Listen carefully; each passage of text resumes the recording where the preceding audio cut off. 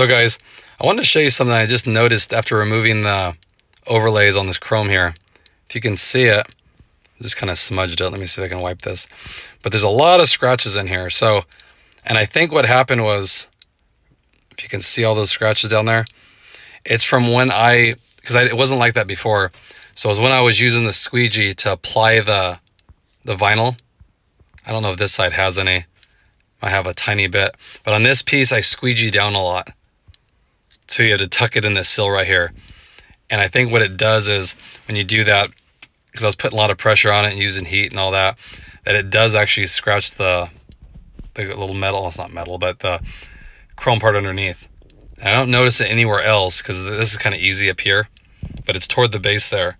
So if you guys are doing the overlays, be very careful when you're tucking it here. If you can see it right there, some scratches on the bottom.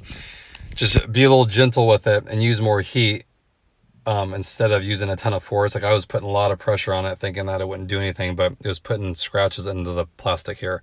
So just wanted to share that tip with you guys if you plan on it. Not a huge deal, but I mean, if you go to remove it and run this look, you'll see some surface scratches on it. See a little bit right here too. So just be more careful when you do it.